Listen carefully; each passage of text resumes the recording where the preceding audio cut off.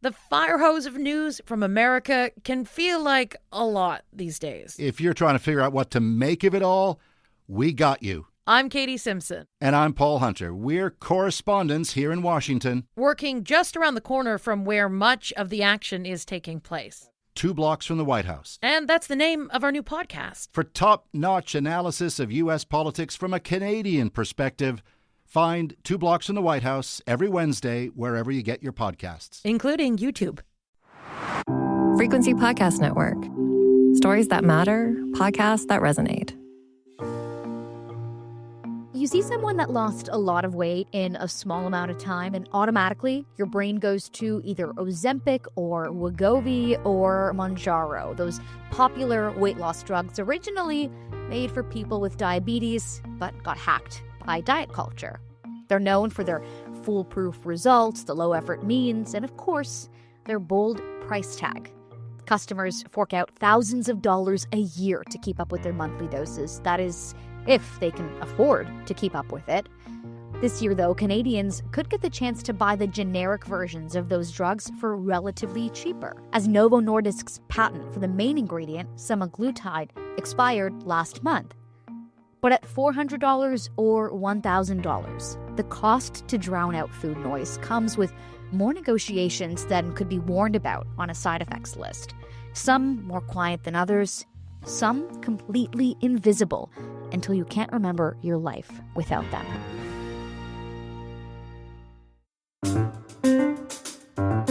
I'm Maria Kestane, and today on The Big Story, I'm talking to Brianne Cail, a writer who wrote about her experience with weight loss drugs such as Ozempic and Mounjaro, and how the decision to stay in a smaller body had more to do with whether she could afford it compared to whether it was best for her health.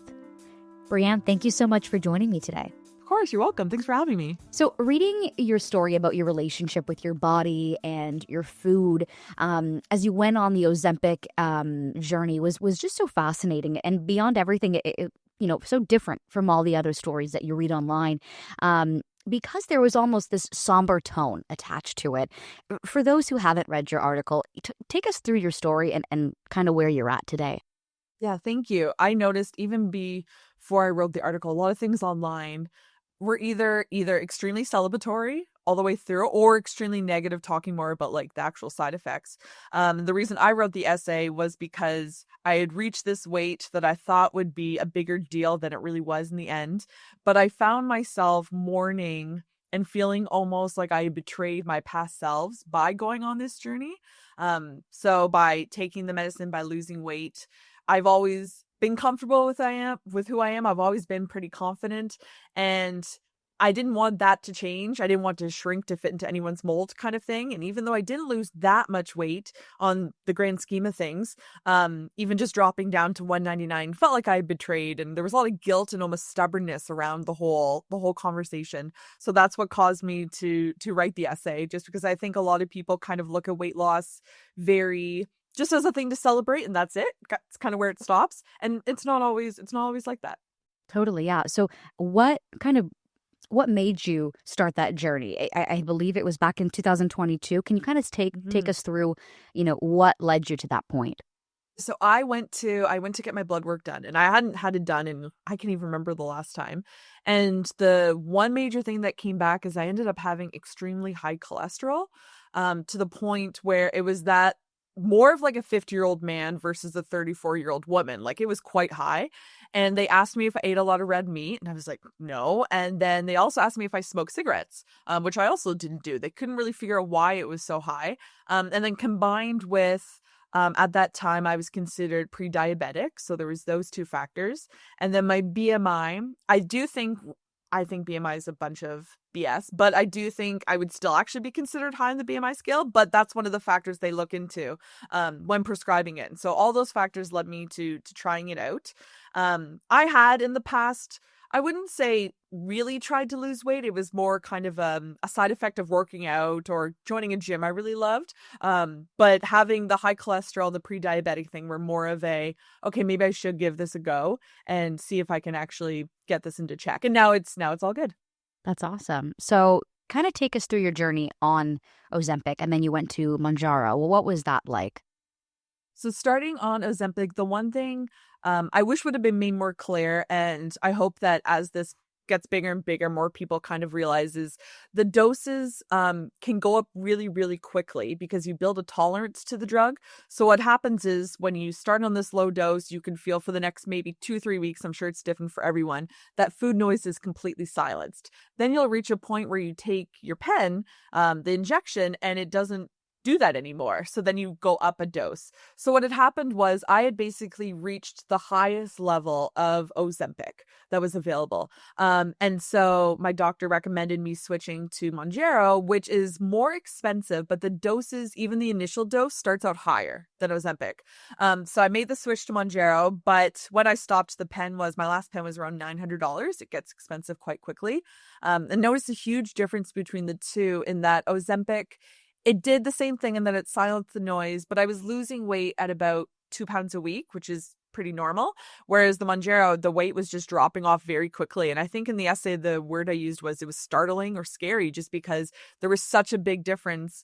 And it was very much, you didn't have to really think about it. The weight just dropped off, which is a little bit worrisome. Like that part is a little bit scary, you know? Yeah. How, you talk about this concept of food noise. How do you characterize food noise?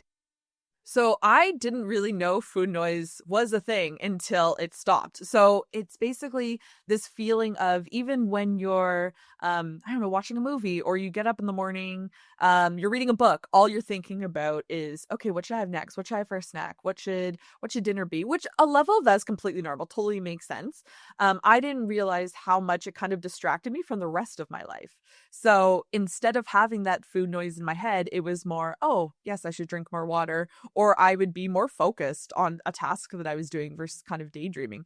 There did come a point, though, where I had to almost remind myself to keep eating, just because you don't get that hunger feeling either. So if you're really engrossed in a work from home day, working, like slamming those keys, you could totally forget, oh, I need to have lunch. Like you need to remember to nourish yourself, which is why I end up doing a lot of like protein shakes and things that were really easy to make and really nutritious because I wasn't eating at the same level as I'm sure I used to eat. Yeah. Now that you've stopped taking, Ozempic and Mounjaro, do you think, looking back, now that the food noise has returned, would you characterize food noise as a negative thing or a positive thing, you think?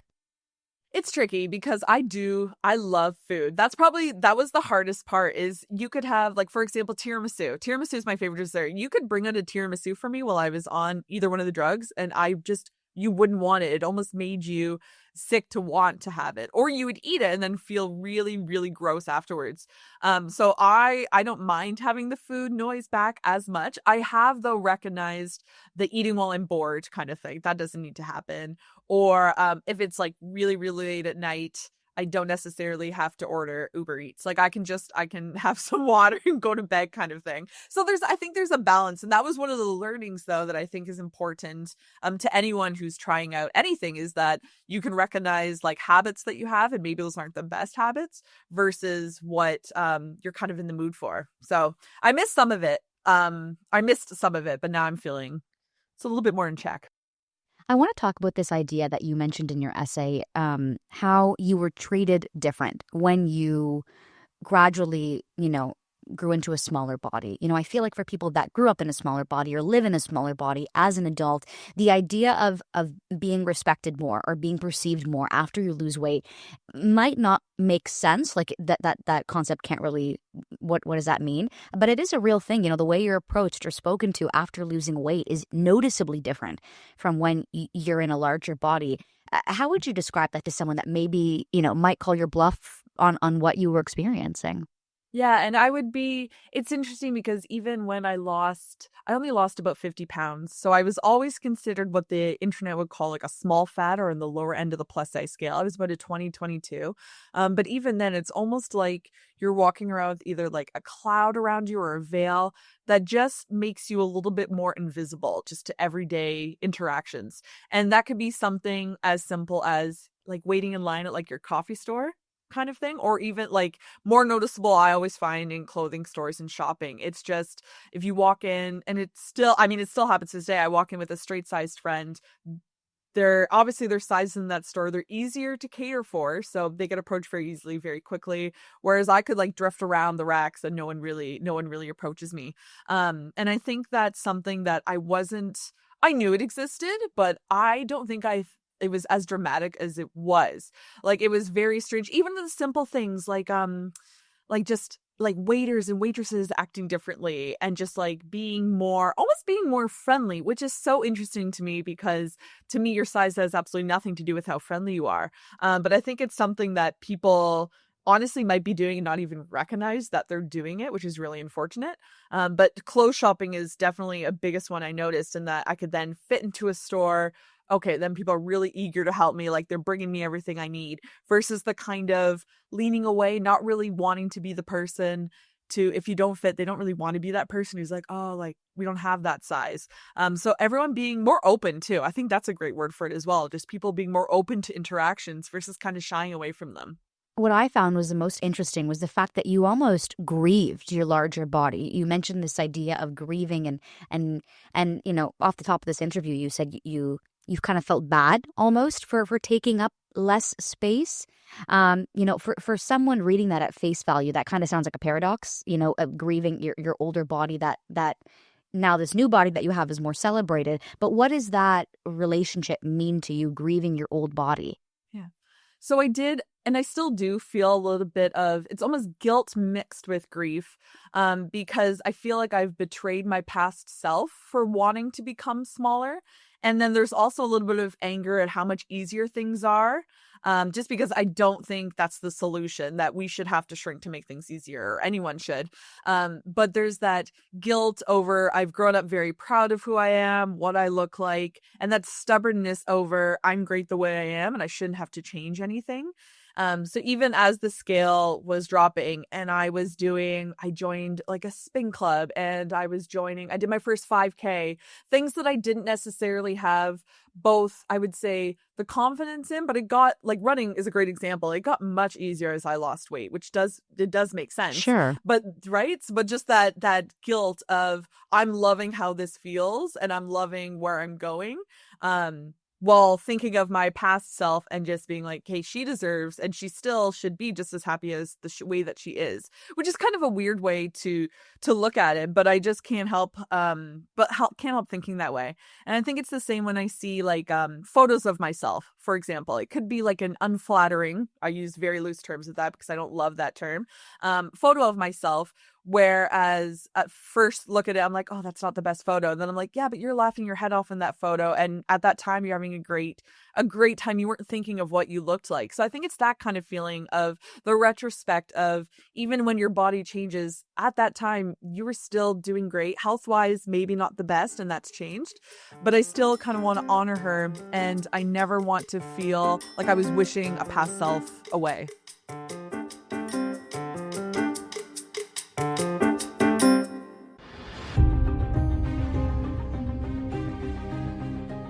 He was sitting in the driver's seat, and we know that he was shot from outside of his vehicle. I'm Phil Martino. And I'm Madison Fitzpatrick. We're back for another season of Tracking a Killer, The Cold Case Files.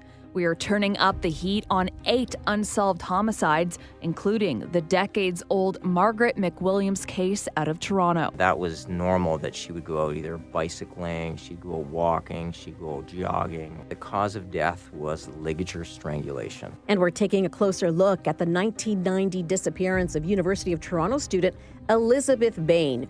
Her boyfriend was wrongfully convicted of her murder. Now, a class at the University of Guelph Humber is examining police files on the case. As far as I'm concerned, the more eyes, the better. Listen to Tracking a Killer, The Cold Case Files on the Seeker app or wherever you get your podcasts. Without a doubt, we have made strides backwards in the body positive movement. Skinny is in. People aren't necessarily interested in being confident in the skin that they're in. They just want to take up less space, be skinny, and kind of join in on what's in right now, which is being skinny. Compared to where we were maybe 10 years ago, what do you think contributed to us heading backwards? And it's so strange because, and I know it's naive of me, but I would have hoped that by now we would have kind of moved past body discussions altogether, but it really is going backwards. And I think it is a mix of Hollywood in general, celebrities doing the same thing. Like and it's tricky. Like what comes first, like the trend or the celebrities like losing weight, and obviously that being a main spotlight. And then even online, like on Instagram and especially TikTok, there's all these filters now that can make you look skinnier even in videos. And there was even a couple weeks ago, there was this trend where people were doing like a fat filter that would make them look much, much rounder. And then it was a song change and bring them back to their skinny one. And I'm like, wait, that we're doing that again? Because to me, I thought we got past that. We stopped doing all of that. And everyone's being a lot more, I think, vocal to online, not in a good way. Like, I think the online platforms, the larger social media grows, like people can be ruthless in the comment section. And when you would hope to open up a thread and see all good things, the love outpouring, people are getting nasty again. And I thought we had moved past that. We're starting to get to a better place, but I think it's going to be just a cycle that keeps on going. Yeah, it's interesting that you say that, because it's not like, in 2010 when you'd read like a magazine and the headline was just so ruthless. We're not seeing those headlines now. It's the messaging is the same, but the medium has changed. You know what I mean? You're just seeing more advertisement of skinny people rather than ruthless in your face headlines, which I think is it's sneaky. And as you said, the filters, like at face value, you're not going to be like, oh my God, that's so rude. But it's like, you think about it, you're like, that's pretty messed up. You know what I mean? Yeah. So it's crazy. And that's a great point too. Actually, I'd forgotten about the magazines. I probably blacked them out of my As memory. we should. Yeah, we should. exactly. And like you would see those, especially as a young teenager, though, you'd see those on the racks. You'd probably read but online now you're like constantly bombarded with it, but you're able to join in on that conversation. And I don't think that's good either. Or you probably get hit more with that type of conversation, and not just with celebrities too. It could be like people recording other people in public. That's another thing that I do think has kind of taken us off in a different direction. Even especially the ones that really bug me are when people record other people at the gym, just because you don't know where everyone's doing. But even that, like, I don't understand how that's normal, even though celebrities shouldn't have to deal with it either. But I feel like it's now open to like everyone versus just when it was like the tabloids and the celebrities. Yeah. What do you make of body positive figures or influencers going on these weight loss drugs and then just quietly appearing and posting in these smaller bodies? Do you think they have some sort of responsibility from an ethical standpoint to be upfront or a bit transparent about what they're doing? I think the quiet part, changing part, that's what kind of ticks me off the most, because they're building, and there's so many of them now, they're building this platform off of people who are relating to them or feeling vulnerable, and feeling almost like they're in a safe space, that they're relating to the person who's talking, showing them clothes, etc. And then now this person looks completely different. And I think there's almost two ways to go about it, in that there are the celebrities who come out and say, oh, I've done Ozempic, I'm on Ozempic. They make jokes about it, they're talking about it. Or there's the celebrities who their comments or their influencer comments are full of the Ozempic allegations and they're just ignoring them or deleting them. And I think if you are on the drug, it's not, and it's a hard balance, because it shouldn't be necessary to have to say you're on a drug, but it does at least give people that honesty of how their weight loss has happened versus them in their heads thinking that it is this feasible, that this has happened so quickly to an everyday person. And then there's the other tricky part of it, where this is where I struggle with any type of celebrity influencer having to own up to it, is that it's their body and they're allowed to make that choice.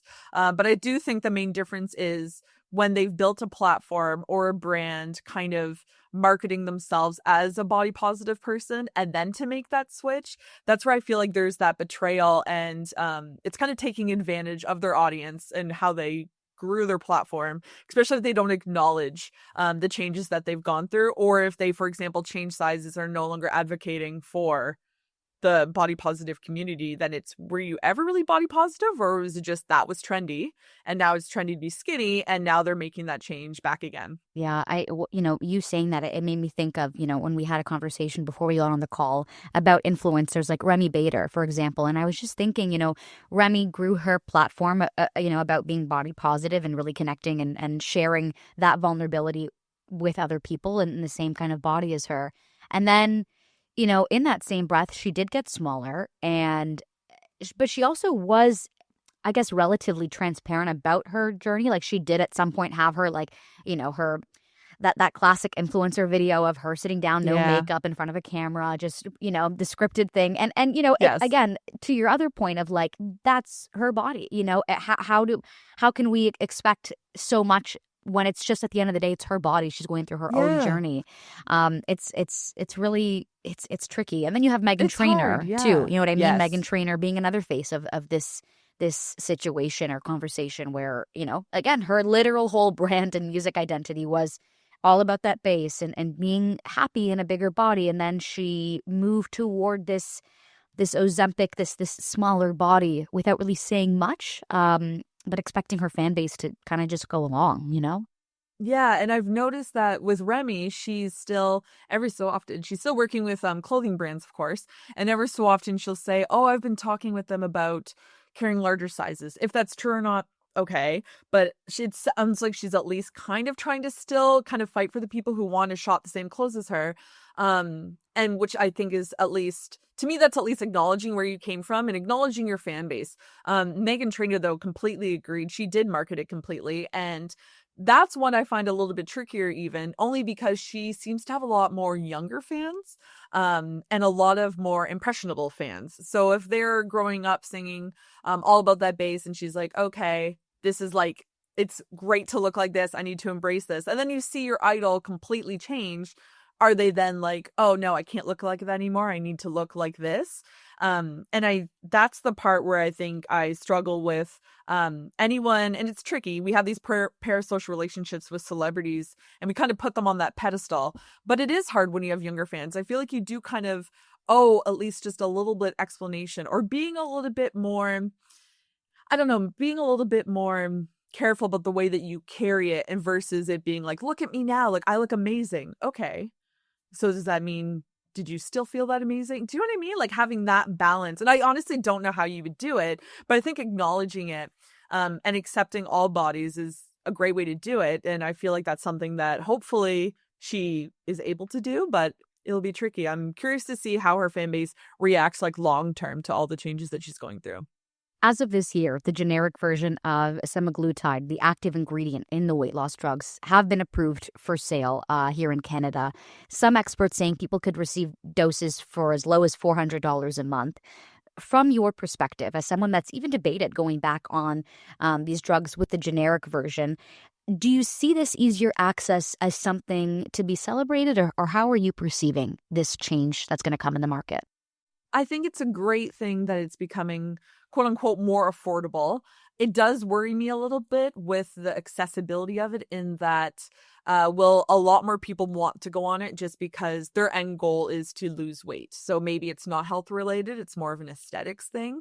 That's where I think it worries me a bit, because it's not the miracle drug that everyone says it is, but for a lack of better term, it is able to do exactly what some people want, right? And so to be able to grab it at such a low price, to me, means that more people are wanting to go on to it too. Like, they'll want to try it out. And I think that's where it gets hard, because it can fall into the hands of people who don't necessarily need to use the drug, in that they could also already be a very small size and shouldn't lose any more weight, or they're straight size, they don't necessarily need it. And I think that's a little worrisome to me. It's a very slippery slope. I think that's a good way to put it, in that, yes, of course, having larger big pharma drugs become more accessible is great. But if it's falling into the wrong hands, or if people are using it with not the best intentions or safely, that's where it gets, like, not good for anyone. And I mean, I guess just thinking about access, with the generic version becoming more available, we could also be reducing the supply for people who do need it for health purposes, people who have diabetes, and people that need it not because they want to look a certain way, but because they need it to survive. You know what I mean? There's also that aspect of it. Oh, exactly. And there was at one point, it was, I think, back near when I started in 2020, there was a shortage at one point that they were trying to figure out, right? When it started to become a little bit more buzzwordy, lots of people were getting onto it. And I am curious if that surge will happen again, because I would hope that the people who medically need it, especially diabetic people, do get access to the generic one, because it's so expensive, even if you can get insurance coverage. But if agreed. Like if all the people are trying to get on it, then I think we'll have the same problem again. So I'm curious how they're going to either avoid that or if they'll come up with some sort of system that makes sure that the people who medically need it have access first. Do you think Health Canada should maybe implement some sort of safeguard when it comes to, prescribing this medication to somebody? Let's say, for example, when you get a prescription for the generic version or Ozempic, maybe it also comes with a requisition to meet with a dietitian or some sort of counselor to at least talk through some of those more physiological changes of being on the drug that aren't necessarily talked about this with the same regard as like side effects. You know what I mean? Oh, I think that's a great idea, because I think one of the main things I found was, yes, it comes with like almost a little like a pamphlet of what to do, avoid alcohol, avoid fast food, that sort of thing. But it's not like a lot of that information is given to you by your doctor. So I think working with a dietitian would help you see what food your body actually needs. So for me, it was a lot of Googling, a lot of finding out the recipes on my own. High protein is very trendy right now, so that was easy to find. What I didn't know is fiber is also extremely important. So kind of I had to navigate it by myself with the help of Reddit and the internet, but having a dietitian who is able to actually, I think that would help you unlearn your habits you have, learn great habits, and also understand what you're putting into your body and why, versus kind of just injecting and hoping for the best. I think that would be a great thing that I think everyone could benefit from. Absolutely. Brianne Cail, thank you so much for this really insightful conversation. Really appreciate it. You're so welcome. Thanks for having me. And that was The Big Story. If you found this episode interesting, be sure to share it with a friend or leave a comment.